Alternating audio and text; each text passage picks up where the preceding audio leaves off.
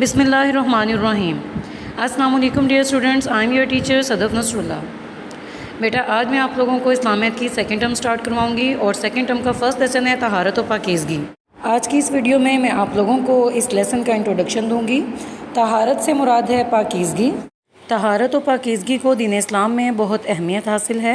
अल्लाह ताला ने इंसान को अपनी इबादत के लिए पैदा किया है और इबादत चाहे जो भी हो उस वक्त तक कबूल नहीं होती जब तक कि हमारा जिस्म, लिबास और वो जगह जहाँ हम इबादत कर रहे होते हैं पाक ना हो।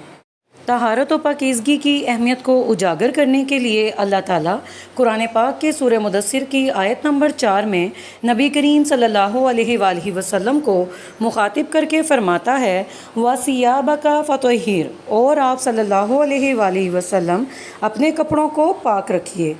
अल्लाह ताला पाक साफ़ रहने वालों से मोहब्बत करता है। कुरान पाक में इरशाद होता है इन्नल्लाहा युहिब्बुत तव्वाबीना व युहिब्बुल मुततहिरीना। कुछ शक नहीं कि अल्लाह तौबा करने वालों और पाक साफ़ रहने वालों को दोस्त रखता है। नबी करीम सल्लल्लाहु अलैहि वसल्लम तहारत का बहुत एहतमाम फरमाते थे।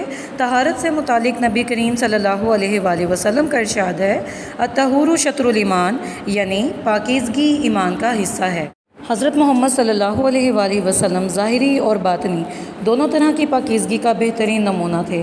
आप सल्लल्लाहु अलैहि वसल्लम अपने नाखूनों को तराश कर रखते, अपने सर और दाढ़ी के बालों को कंघी से संवारते, उसके अलावा मिसवाक करते, यानी अपने दांतों की सफाई का भी ख़ास ख्याल रखते। जब भी नबी करीम सल्लल्लाहु अलैहि वसल्लम वज़ू फरमाते तो मसवाक ज़रूर करते। हज़ूर अकरम सल्लल्लाहु अलैहि वसल्लम हर वक्त बावज़ू रहते थे, लेकिन हर नमाज के मौके पर ताज़ा वज़ू फरमाते। आप सल्लल्लाहु अलैहि वसल्लम ने सहाबा कराम को भी साफ़ सुथरा रहने की तालीम फरमाई। तो प्यारे बच्चों, हमें भी चाहिए कि हम अपने जिस्म, जान, लिबास और अपने घर के साथ साथ अपने इर्द गिर्द के माहौल को भी साफ़ सुथरा रखें। अपने स्कूल की सफाई का भी ख़ास ख्याल रखें। उम्मीद करती हूँ कि आपको आज की वीडियो अच्छी लगी होगी। Thank you so much.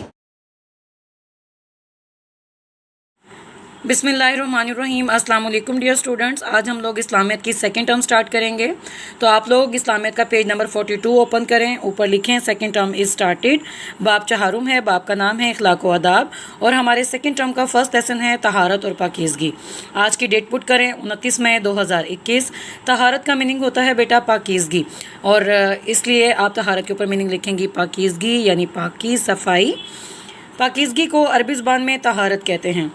बेटा यहाँ से आप ब्रैकेट स्टार्ट करेंगी और लिखेंगी long question 1 plus long question 2 part 1, यानी यहाँ से आपका ना सिर्फ लॉन्ग क्वेश्चन 1 स्टार्ट होता है बल्कि लॉन्ग क्वेश्चन 2 का पार्ट 1 भी स्टार्ट होगा। तहारत महज सफाई ही नहीं, महज का मतलब होता है सिर्फ। तहारत महज सफाई ही नहीं बल्कि इससे मुराद जिस्म, जान, लिबास और माहौल की पाकीज़गी है। यहाँ बेटा आप ब्रैकेट क्लोज कर देंगी। यहाँ आपका लॉन्ग क्वेश्चन 1 कंप्लीट हो जाता है और लॉन्ग क्वेश्चन 2 का पार्ट 1 भी यहाँ कंप्लीट होगा। इसके अलावा बेटा ये जो मैंने आपको इन ब्रैकेट करवाई है 1.5 लाइन, इसके ऊपर आप एक एडिशनल क्वेश्चन भी बनाएंगी। नंबरिंग देंगी 1, तहारत से क्या मुराद है, क्वेश्चन मार्क। तहारत मुसलमानों की ज़िंदगी में बेहद अहम है। इबादत के लिए तहारत ज़रूरी है, यानी कोई भी आप इबादत करें उसके लिए आपका पाक साफ़ होना बेहद ज़रूरी है। इस्लाम में ज़िंदगी गुजारने के रहनुमा असूल बताए गए हैं। इन असूलों में तहारत और पाकीज़गी को अहम दर्जा दिया गया है। इरशाद रब्बानी है, यानी रब का फरमान है। यहाँ से बेटा आपका लॉन्ग क्वेश्चन 2 स्टार्ट होगा, लॉन्ग क्वेश्चन 2 का पार्ट 2। तो ब्रैकेट स्टार्ट करें और लिखें LQ2 पार्ट 2।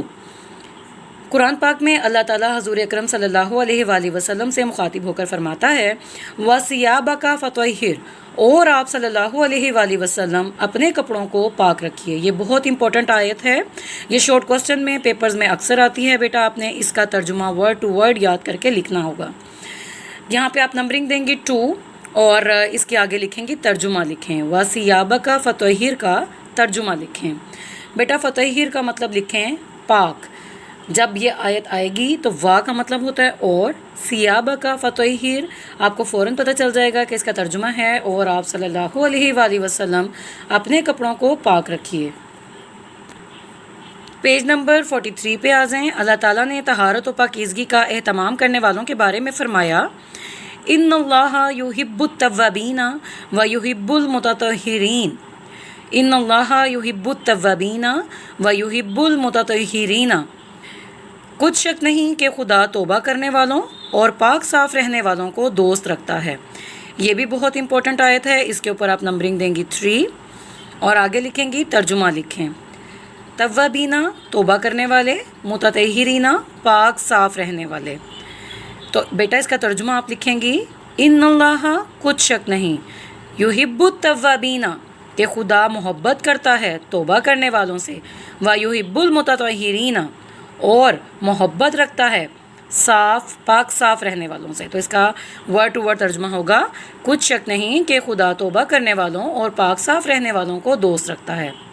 نبی کریم صلی اللہ علیہ وآلہ وسلم طہارت کا بہت اہتمام فرماتے تھے، یعنی صفائی ستھرائی کا خاص خیال رکھتے تھے۔ آپ صلی اللہ علیہ وآلہ وسلم نے اپنی امت کو بھی طہارت کا اہتمام کرنے کی تاکید فرمائی ہے، یعنی اس بات پر زور دیا ہے کہ صفائی ستھرائی کا خاص خیال رکھیں، یہاں تک کہ رسول اللہ صلی اللہ علیہ وآلہ وسلم نے طہارت کو ایمان کا حصہ قرار دیا ہے۔ رسول اللہ صلی اللہ علیہ وآلہ وسلم کا ارشاد مبارک ہے، یعنی نبی کریم صلی اللہ علیہ وآلہ وسلم نے صفائی کے بارے میں فرمایا الطہور شطر الایمان، پاکیزگی ایمان کا حصہ ہے۔ الطہور لفظ طہارت سے نکلا ہے، یعنی پاکیزگی، شطر الایمان یعنی ایمان کا حصہ۔ جی بیٹا آپ اس کا ترجمہ لکھیں گی پاکیزگی ایمان کا حصہ ہے۔ صفائی کو آپ یہاں سے کٹ کر دیں گی، جو ان بریکٹ ورڈ لکھا ہوا ہے صفائی، اسے آپ کٹ کر دیں گی۔ گویا دین اسلام کی بنیاد ہی پاکیزگی اور طہارت ہے۔ بیٹا یہاں آپ بریکٹ کلوز کر دیں، لانگ کوسچن 2 یہاں آپ کا کمپلیٹ ہو جاتا ہے۔ جی بیٹا اب ہم پڑھیں گے طہارت اور پاکیزگی کی اہمیت کے بارے میں کہ طہارت اور پاکیزگی اسلام میں کیا اہمیت رکھتی ہیں۔ انسان فطری طور پر صفائی کو پسند کرنے والا اور گندگی سے نفرت کرنے والا ہے، یعنی اللہ تعالیٰ نے جب انسان کو پیدا کیا تو اس کی فطرت میں ہی رکھ دیا کہ وہ صفائی کو پسند کرے اور گندگی سے نفرت کرے۔ اب کوئی صفائی رکھتا ہے اپنی یا نہیں رکھتا، اپنے گھر کو اپنے آپ کو صاف رکھے یا نہ رکھے، لیکن صاف ستھرا گھر اور صفائی ستھرائی سب کو پسند ہوتی ہے، کیونکہ اللہ تعالیٰ نے انسان کی فطرت میں ہی صفائی کو رکھ دیا ہے۔ رسول اللہ صلی اللہ علیہ وآلہ وسلم ظاہری اور باطنی دونوں طرح کی پاکیزگی کا بہترین نمونہ تھے۔ باطنی کا مطلب لکھیں گے چھپی ہوئی، یعنی حضور اکرم صلی اللہ علیہ وآلہ وسلم نہ صرف اپنی ظاہری صفائی کا بلکہ باطنی صفائی کا بھی بہت زیادہ خیال رکھتے تھے۔ آپ صلی اللہ علیہ وآلہ وسلم کا لباس یعنی ڈریس جو تھا اگرچہ عام اور سادہ ہوتا مگر پاک اور صاف ہوتا تھا۔ آپ صلی اللہ علیہ وآلہ وسلم کھانا کھانے سے پہلے اور کھانے کے بعد ہاتھ دھوتے اور کلی کرتے۔ جب غسل فرماتے یعنی نہاتے تو سر اور داڑھی کے بالوں کو کنگھی کر کے ان کو اچھی طرح سنوارتے۔ آپ لوگوں نے اکثر دیکھا ہوگا جن لوگوں نے داڑھی رکھی ہوتی ہے نہ وہ اپنی داڑھی کا خیال کرتے ہیں نہ ان کو سنوارتے ہیں ان داڑھی کے بالوں کو، جبکہ نبی کریم صلی اللہ علیہ وآلہ وسلم اپنے سر اور داڑھی کے بالوں کو باقاعدہ کنگھی کرتے اور ان کو سنوارتے تھے تاکہ کسی قسم کی دوسروں کو دیکھنے والوں کو کراہت محسوس نہ ہو، کیونکہ گندے بال یا بکھرے ہوئے بال کسی کو بھی اچھے نہیں لگتے دیکھنے میں۔ سر میں تیل اور خوشبو لگاتے، اگر کسی شخص کے سر اور داڑھی کے بال بکھرے ہوئے دیکھتے تو ایسے شخص کو اپنی حالت درست کرنے کا حکم دیتے۔ ناخنوں کو تراش کر رکھتے یعنی اپنے نیلز کو کٹ کرتے تھے۔ مسواک کا اہتمام فرماتے۔ بیٹا آپ لوگ مسواک کے بارے میں جانتے ہوں گے، یہ ایک مخصوص درخت کی ٹہنی ہوتی ہے جس سے دانتوں کو صاف کیا جاتا تھا۔ اب تو ہم لوگ برش کرتے ہیں، ٹوتھ پیسٹ استعمال کرتے ہیں، لیکن پہلے لوگ مسواک کرتے تھے۔ ہر نماز کے موقع پر تازہ وضو فرماتے، یعنی نبی کریم صلی اللہ علیہ وسلم ہر وقت باوضو ہوتے تھے، لیکن اس کے باوجود جب بھی نماز ادا کرنی ہوتی تو دوبارہ سے وضو فرماتے۔ وضو کے وقت مسواک ضرور کرتے تھے۔